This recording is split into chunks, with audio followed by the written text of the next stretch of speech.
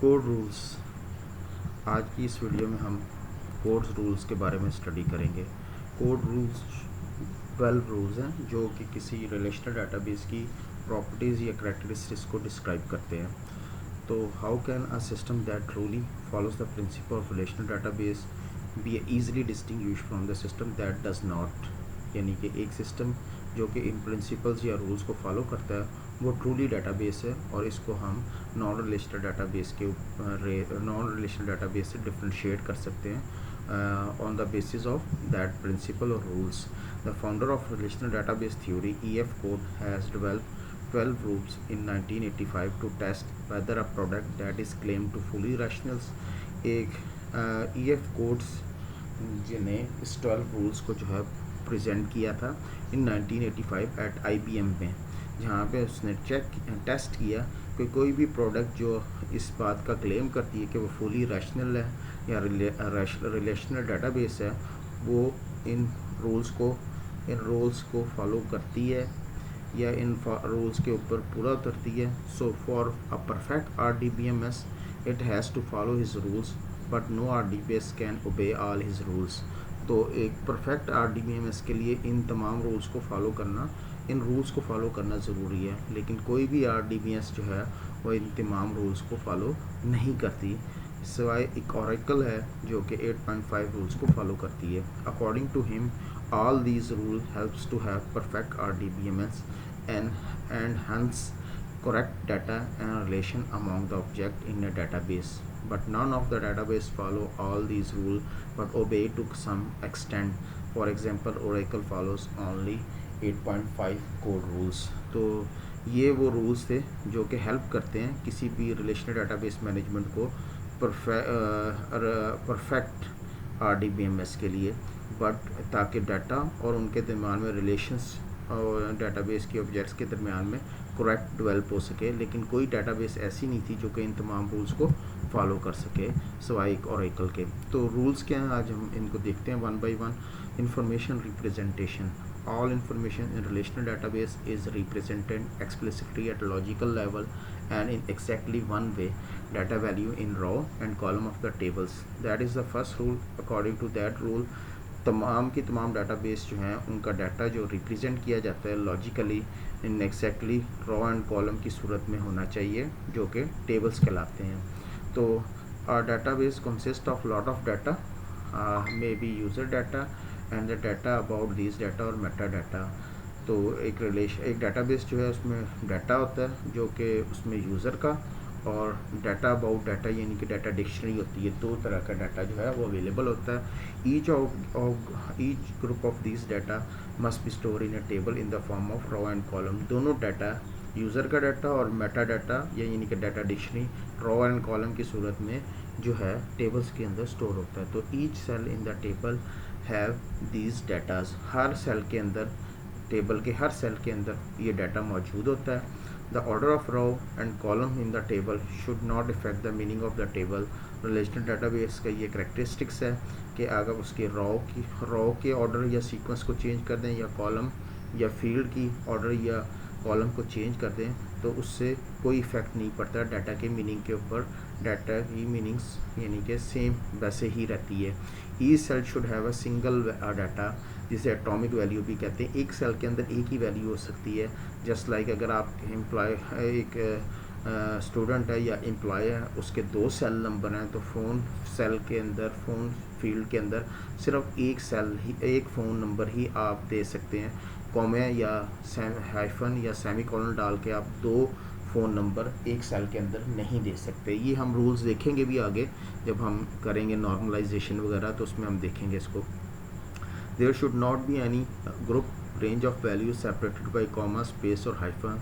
This rule is satisfied by all the database.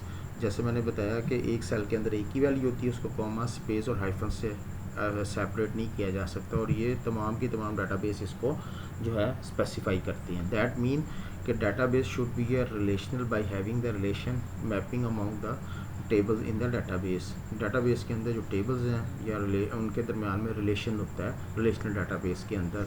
They have to be related to one other by mean of constant and relation.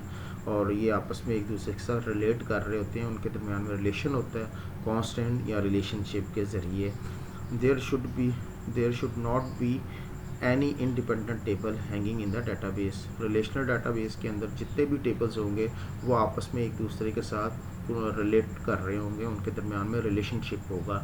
इसको हम आगे next देखेंगे भी, practically भी देखेंगे कि कैसे जो है रिलेशनशिप क्रिएट किया जाता है डाटाबेस के अंदर। सो डेटाबेस, रिलेशनल डाटाबेस के अंदर कोई टेबल ऐसा नहीं होगा जो कि सेपरेट हो और उसका किसी टेबल के साथ रिलेशन ना हो।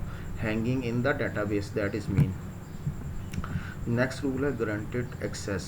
Each and every data value in relational database should be access logically by specifying the relational name, relation name, primary key and column name यानी कि एट्रीब्यूट। तो जो भी वैल्यूज़ रिलेशनल डाटाबेस के अंदर एक्सेस करना चाहता है यूज़र, उसके लिए उसको टेबल का नाम, प्राइमरी की और देन वो वैल्यू जिस कॉलम की वैल्यू वो एक्सेस करना चाहता है, ये वे है एक्सेस करने का। This rule refers to the primary key. It states that any data column attribute in the table should be logically accessed by using the table in which it is stored. यानी कि आप किसी भी data value को table के अंदर access करना चाहते हैं तो आप जो कि टेबल्स के अंदर स्टोर है logically, the primary key of the column of the table and column which we want to access. तो किसके ज़रिए आप उसको एक्सेस कर सकते हैं, प्राइमरी की और उस कॉलम का नाम जिसको एक्सेस करना चाहते हैं। तो आप इन तीनों का combination, when combination of these three is use, यानी कि टेबल का नाम, प्राइमरी की और वो कॉलम जिसकी वैल्यू एक्सेस करना चाह रहे हैं, तीनों को कंबाइन कर दिया जाए, it should give the correct result. Any column cells value should not be directly access without specifying the table and primary key. किसी भी वैल्यू को आप डायरेक्टली एक्सेस नहीं कर सकते। हमारे पास ये एक रिलेशन है या टेबल है जिसका नाम स्टूडेंट है और इसके 4 फील्ड्स हैं और इसके अंदर एक रिकॉर्ड अवेलेबल है। तो स्टूडेंट हम अज्यूम करते हैं यहाँ पे प्राइमरी की है, तो अगर आपने इसका एड्रेस एक्सेस करना हो स्टूडेंट 100 का, तो कैसे एक्सेस किया जा सकता है?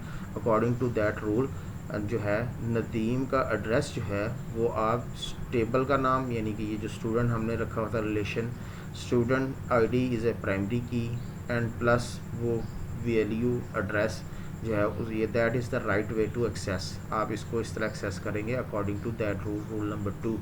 बट अगर आप इसको डायरेक्ट एक्सेस करना चाहें, आप कहेंगे कि मैं डायरेक्ट एड्रेस को एक्सेस कर लूँ, यानी कि address of Nadeem Sheikhpura, that is the not correct way, और ये करेक्ट वे नहीं है in according to that relation. That is the second rule. अब जी नेक्स्ट थर्ड रूल देखते हैं, systematic treatment of null value. Null values are supported for representing missing and inapplicable information in systematic way। Null values का मतलब होता है कि missing values, इनएप्लीकेबल information, बाज़ दफ़ा इंफॉर्मेशन अवेलेबल नहीं होती या मिसिंग होती है, उसको किस तरह ट्रीट किया जाए डाटाबेस के अंदर। Null value must be a distinct from zero और स्पेस। नल वैल्यू को आप जो है ज़ीरो और स्पेस अज्यूम नहीं कर सकते। नल वैल्यू डिफरेंट है फ्रॉम ज़ीरो और space. Zero is a some value that is numeric value और space is a character value. So that is some values but not empty, not आप कह सकते हैं that is different from the null. Null value must be independent of data types. Null value की कोई data type नहीं हो सकती, जैसे just like character, integer, float. तो आप नल की कोई डाटा टाइप नहीं डिफाइन कह सकते कि ये कोई डाटा टाइप है। नल हर डाटा टाइप के लिए सेम ही होगा। It means the null value for all types are the same. So null value for all data types will be a same. This rule state about handling the null values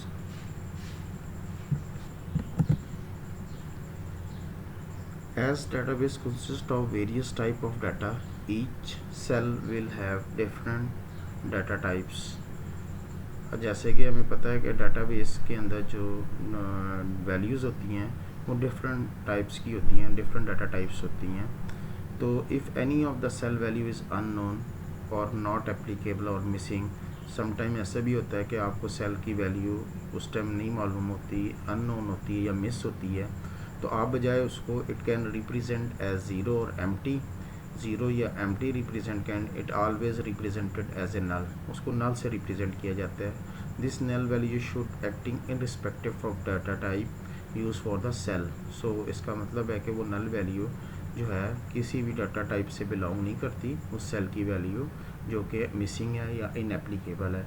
when use in logical और arithmetic operation, उसका advantage ये होता है कि जब आप उस cell की वैल्यू जो है वो यूज़ करते हैं लॉजिकल या अर्थमेटिक ऑपरेशन के लिए, आपको करेक्ट रिज़ल्ट प्रोवाइड करती है इन केस अगर आपने नल वैल्यू यूज़ की हो।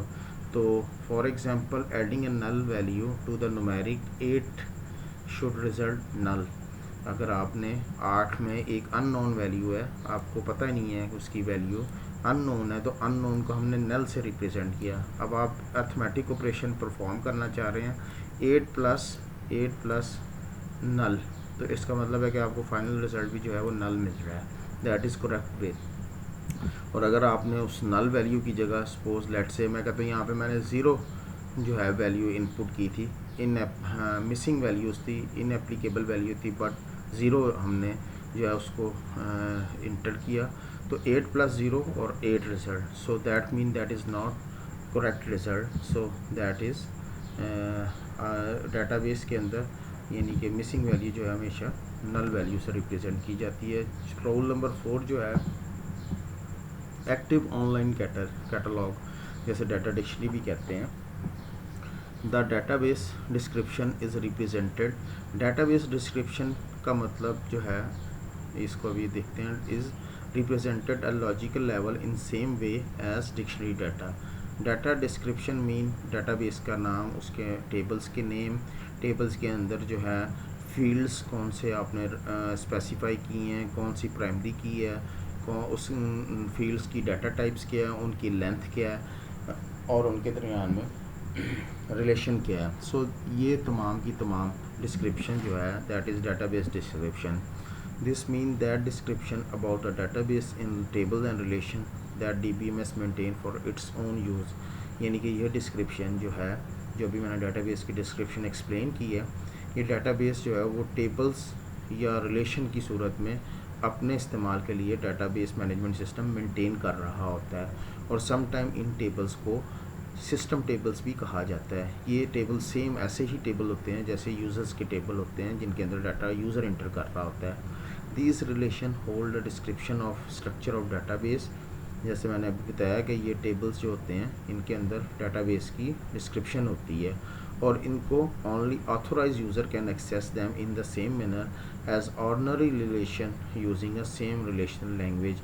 इन सिस्टम टेबल्स को भी यूज़र एक्सेस कर सकता है, बट ऑथोराइज यूज़र और एक्सेस जो है वो रिलेशनल लैंग्वेज के ज़रिए एक्सेस कर सकता है, जिसे हम SQL स्ट्रक्चर क्वेरी लैंग्वेज कहते हैं। जो नॉर्मल यूज़र जो है अपने टेबल्स का डाटा जो एक्सेस करने के लिए इस लैंग्वेज को यूज़ करता है, सेम ऑनलाइन डाटाबेस को, ऑनलाइन डाटा डिक्शनरी को भी एक्सेस करने के लिए आप SQL यूज़ कर सकते हैं। Online catalogue is also as a data dictionary.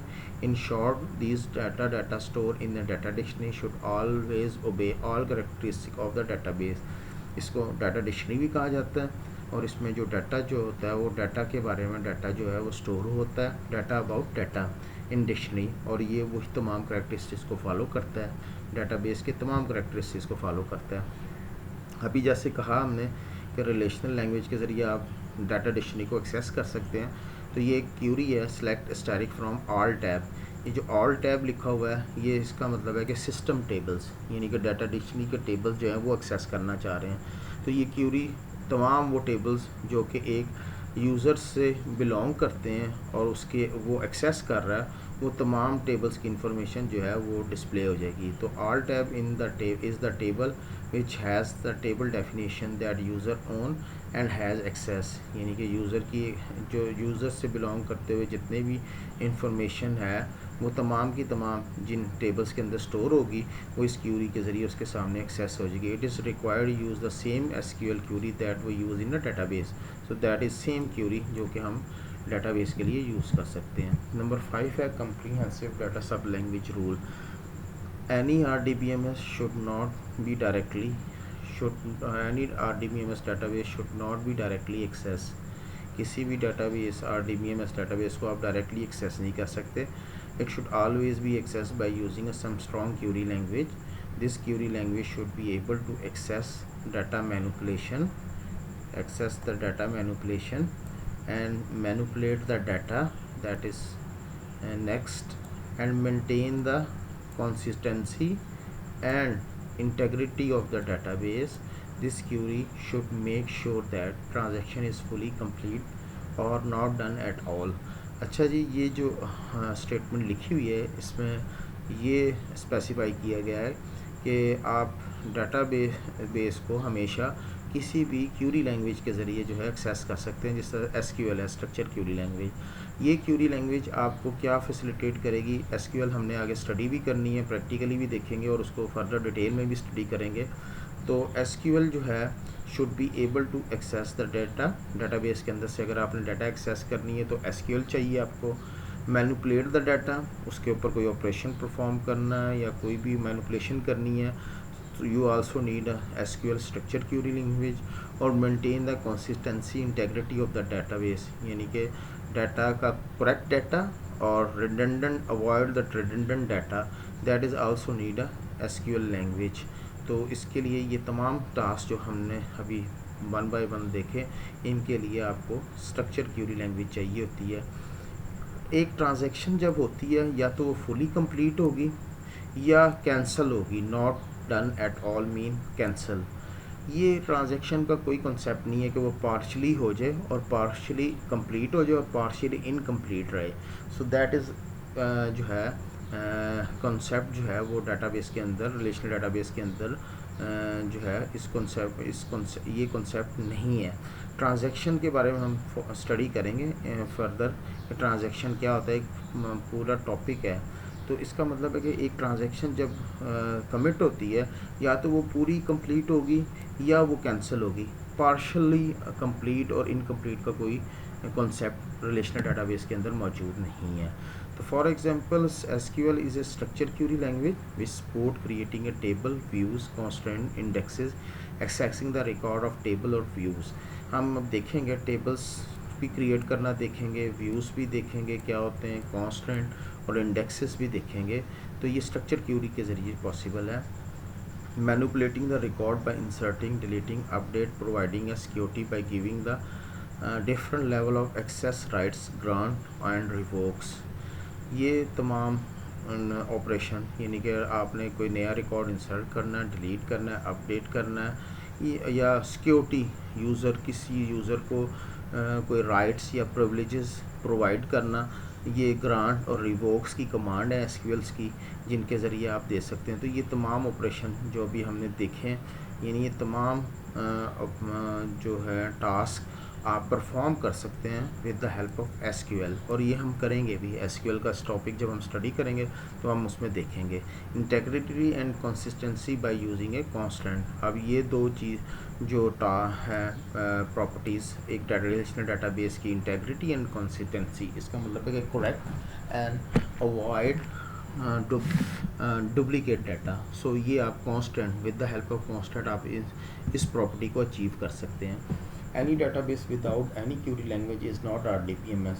ऐसी डाटाबेस जो क्यूरी लैंग्वेज को सपोर्ट ही नहीं करती, उसको आप RDBMS कह ही नहीं सकते। Database can be access by using a query language directly और using them in the application.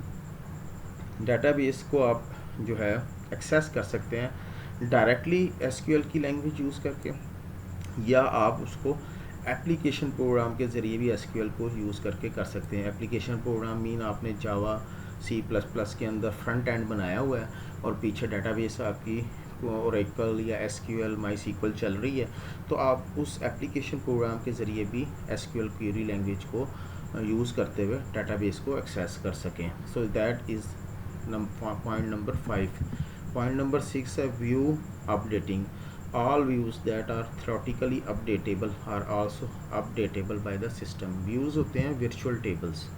virtual tables के जो हैं बेस टेबल होता है जिसमें तमाम का तमाम डेटा अवेलेबल होता है। व्यूज़ जो है वो सिक्योरिटी पर्पज़ के लिए बनाए जाते हैं। आप चाहते हैं किसी को आपने डाटा का एक्सेस देनी है, आप चाहते हैं सारा डाटा एक्सेस ना कर सके, उस टेबल का कुछ पोर्शन एक्सेस कर सके, तो आप व्यूज़ क्रिएट करते हैं। तो views are the virtual tables created by using a query to show the partial view of the table, that is view or subset of a table। It is only a partial table with few rows and column. These rules state that views are also be able to get updated as we do with its table. यानी कि views जो होते हैं वो सब set होते हैं, partial table का हिस्सा होते हैं, उसमें चंद रो एंड कॉलम होती हैं, और व्यूज़ जो हैं वो आपके जो हैं सिक्योरिटी पर्पस के लिए जो हम क्रिएट करते हैं। और ये रूल स्टेट कहता है views are also able to get the updated data as we, आप बेस टेबल के अंदर डाटा एंटर करें और जैसे जैसे उस डाटा टेबल के अंदर डाटा अपडेट होगा तो व्यूज़ भी आपके अपडेट होते जाएंगे। एग्जांपल हम देखते हैं कि हमारे पास ये एक टेबल है स्टूडेंट के नाम का, और उसके अंदर ये फील्ड्स हैं, roll number, name, class, address, phone and date of fees. अब हम कहते हैं कि ये हॉस्टल है, हॉस्टल में वार्डन है, और हॉस्टल के वार्डन को जो है वो चंद एक इन्फॉर्मेशन चाहिए स्टूडेंट के, सारा टेबल नहीं चाहिए। सपोज़ उसको स्टूडेंट का रोल नंबर, नाम और फ़ोन चाहिए, तो हम क्यों उसको तमाम का तमाम टेबल जो है वो एक्सेस करवाएं। तो हम व्यू क्रिएट करेंगे ताकि वो जो हॉस्टल है, जो वार्डन है, उसके पास सिर्फ वो इन्फॉर्मेशन डिस्प्ले हो और वो उसको अपडेट, डिलीट या इंसर्ट भी ना कर सके उसके अंदर। तो ये एक कमांड है क्रिएट व्यू एसक्यूएल की। हॉस्टल व्यू का नाम है as select roll number, name, phone from student, that is table name from student, and where class is MSc, यानी कि एमएससी के स्टूडेंट्स के जो हैं रोल नंबर, नेम और फ़ोन जो है उस वार्डन को डिस्प्ले हो, पूरा टेबल डिस्प्ले ना हो। तो ये एक वर्चुअल टेबल क्रिएट हो गया जिसे व्यूज़ कहते हैं। उसके अंदर सिर्फ वही इंफॉर्मेशन अवेलेबल है जो उसको चाहिए, बाकी डाटा जो है वो हिडन है उससे। That is rule number 6। Rule number 7 है high level insert, update and delete the capability of handling a base relation. Base यानी कि अभी मैंने जैसे बताया था व्यूज़ जो हैं वो बेस टेबल के ऊपर क्रिएट होते हैं, और ड्राइव रिलेशन यानी कि जिसे हम अभी व्यू कहे हैं, as a single operand applies not only to retrieval of data but also to the insertion, update and deletion data. हम देखते हैं इस ये रूल क्या कहता है। This rule state that every query language use by database should be a insert, delete, update on the record. तमाम query language जो कि हम यूज़ करते हैं उसमें इंसर्ट, डिलीट और अपडेट रिकॉर्ड करने के लिए जो है वो सपोर्ट करती है वो language. It should also support set operation like union, union all, minus, intersect, intersect all. ये जितने भी हैं ये ऑपरेटर्स कहलाते हैं, सेट ऑफ ऑपरेटर्स कहलाते हैं।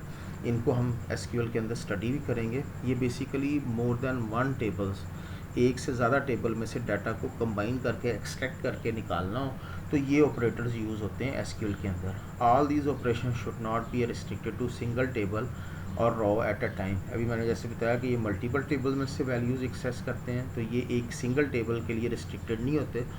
It should be able to handle multiple table and row in its operation. ये तमाम ऑपरेटर जो union, union all, intersect, intersect all जो हमने स्टडी किया, ये तमाम के तमाम जो हैं मल्टीपल टेबल्स पे, यानी कि एक से ज़्यादा टेबल में से डाटा जो है उनको एक्सट्रैक्ट करने के लिए या मैनिपुलेट करने के लिए यूज़ होता है। मिसाल के तौर पे एक एम्प्लॉय है, उसकी सैलरी जो है वो 5% इंक्रीज़ होती है हर साल, और उसकी सैलरी अपडेट होनी चाहिए हर साल, नई सैलरी उसकी डिस्प्ले होनी चाहिए, और ये एनुअल इंक्रीज़ है। सो एनुअल इंक्रीज़ का मतलब suppose employee got 5% increase in a year, then their salary has to update to reflect the new salary. Since this is the annual increase given to the employee, this increment is applicable for all employees. अगर एक organisation है उसके अंदर 1000 of employees हैं, हर employ की salary जो है 5% हर साल इंक्रीज़ होती है, तो ये रिफ्लेक्ट होनी चाहिए। The query should not be written for updating the salary one by one for 1000 of employee. 1000 of employee हैं तो उनके लिए हर एक के लिए अलग-अलग क्यूरी बैठ के आप 5% उसकी सैलरी इंक्रीज़ नहीं कर सकते। That is hectic task. तो एक ही सिंगल कमांड हो, एक सिंगल क्यूरी हो जिसके ज़रिए 1000 ऑफ एम्प्लॉयज़ का डाटा जो है वो एक ही गो में जो है वो अपडेटेड हो जाए। तो structure query, a single query should be strong enough to update entire employee salary at a time. That is update task जो है वो हमने परफॉर्म किया सिर्फ एक सिंगल कमांड के ज़रिए, जो कि उसने 1000 ऑफ एम्प्लॉयज़ को परफॉर्म कर दिया। तो ये वो रूल है जो बताता है कि इंसर्ट, अपडेट एंड डिलीट का जो ऑपरेशन है वो एसक्यूएल के ज़रिए आप परफॉर्म कर सकें किसी भी रिलेशनल डाटाबेस के ऊपर। That is 7 rule. Rule number 8 जो है वो स्पेसिफाई करता है physical data independence. Application program must remain unchanged when any changes are made in storage representation और एक्सेस मेथड। एप्लीकेशन प्रोग्राम कौन से होते हैं? जो कि फ्रंट एंड पे यूज़र को नज़र आ रहे होते हैं।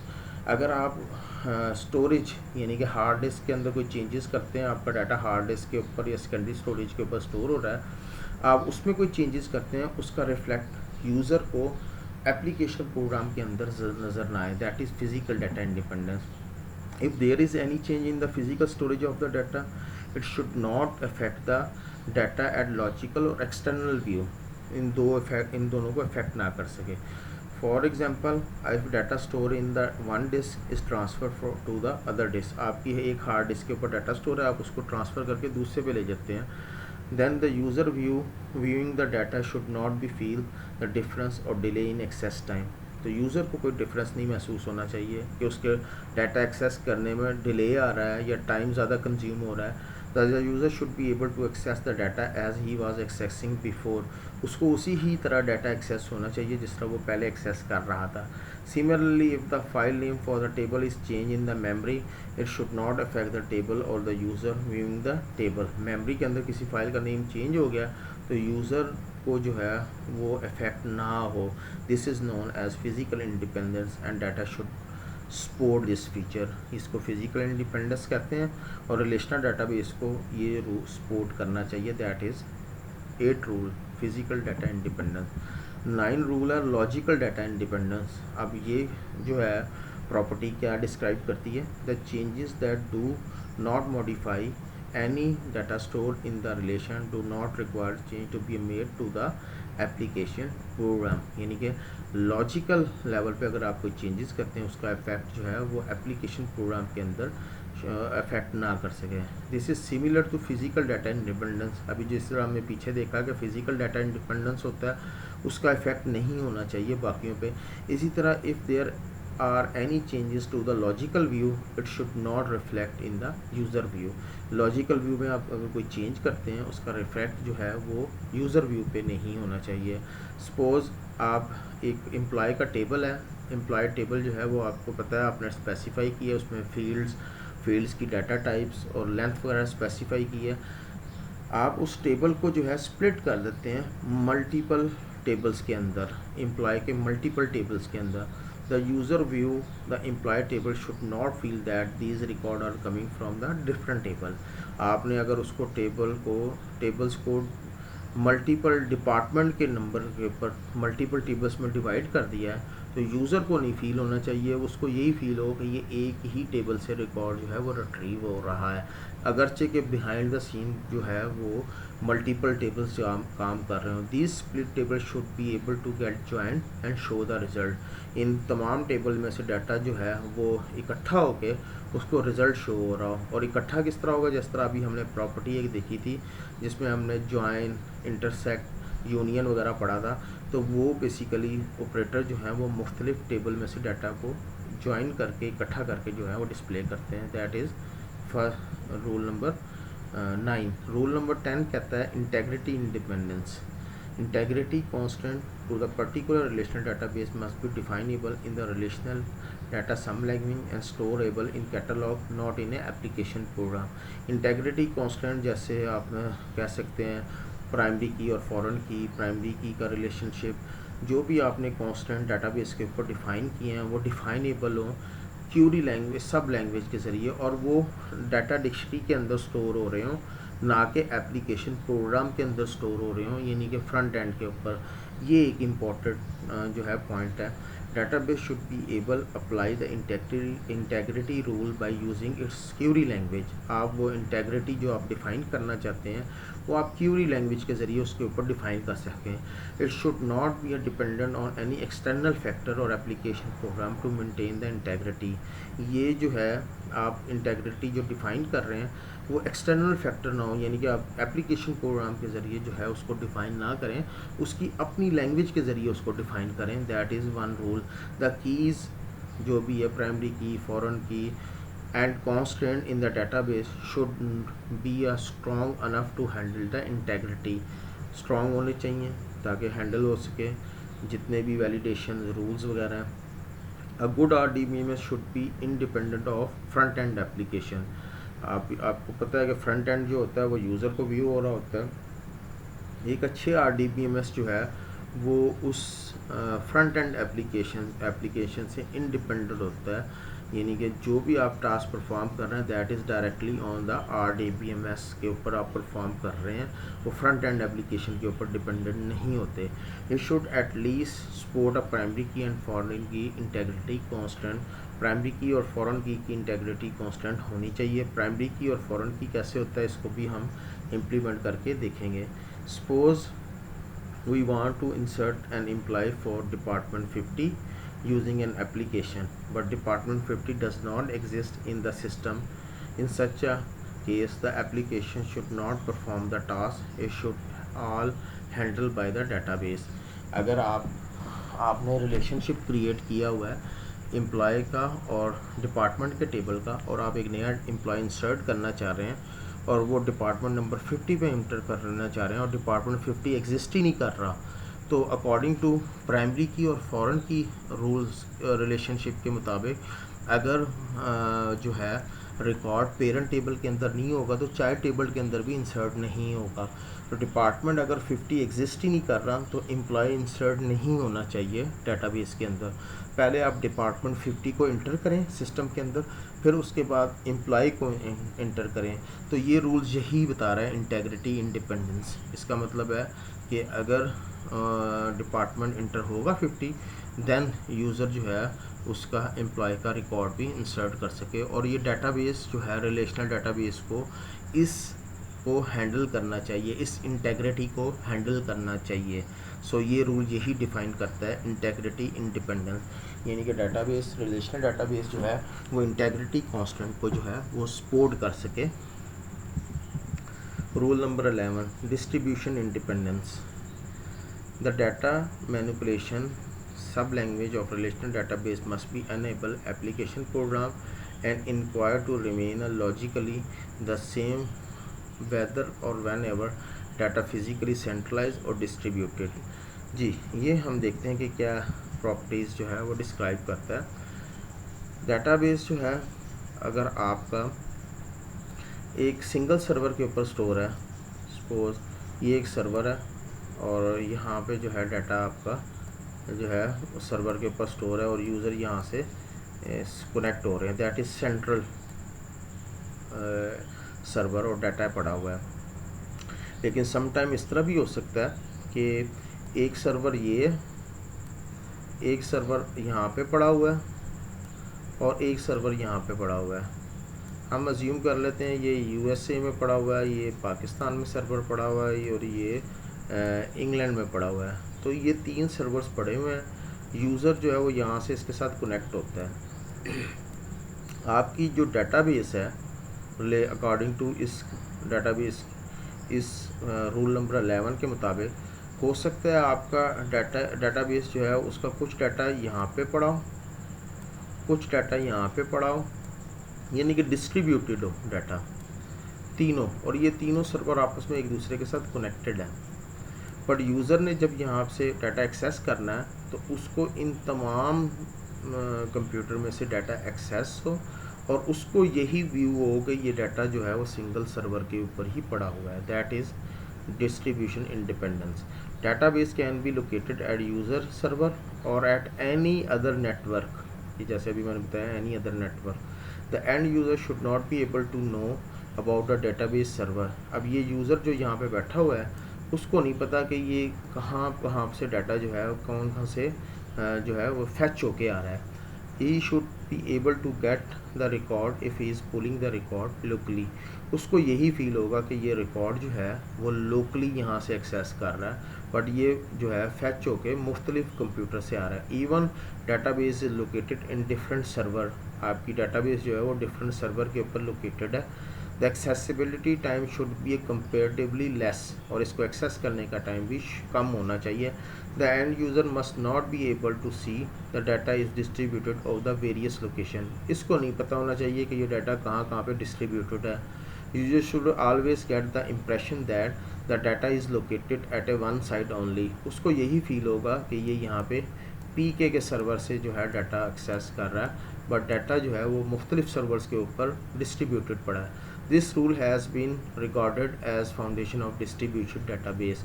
अब डिस्ट्रीब्यूशन डाटाबेस सिस्टम पर जो है एक जो है डाटाबेस का एक मैकेनिज़्म है, और उसकी बेस जो है वो जो फाउंडेशन जो है वो ये रूल बनी है जिसमें हमने कहा डिस्ट्रीब्यूशन इंडिपेंडेंस, यानी कि डाटा जो है they are distributed not on a central, that is central model और दैट इज़ डिस्ट्रीब्यूटेड मॉडल।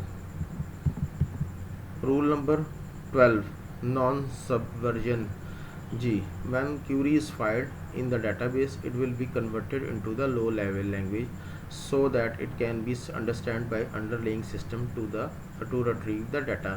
ये क्यूरी जब आप हाई लेवल लैंग्वेज में एसक्यूएल में लिखते हैं, जैसे सेलेक्ट अस्टेरिक फ्रॉम एम्प्लॉय, तो आपने ये क्यूरी हाई लेवल लैंग्वेज में लिखी है, उसको ट्रांसलेट होना होगा लो लेवल लैंग्वेज में, जस्ट लाइक सेम आप जैसे कोई प्रोग्राम सी या जावा में लिखते हैं और जब आप उसको कंपाइल करते हैं वो लो लेवल में कन्वर्ट हो जाती है। सेम इसी तरह क्यूरी भी।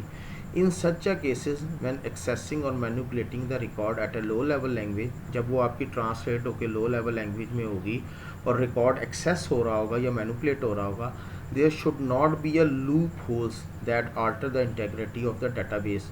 कोई लूप होल ऐसे नहीं होनी चाहिए कि वो आपने जो क्यूरी लिखी है वो उसकी मीनिंग ही चेंज हो जाए। In other word, even thought the query written does not change the integrity of the tables, यानी कि टेबल्स की इंटेग्रिटी को चेंज ना कर दें जो क्यूरी आपने लिखी है।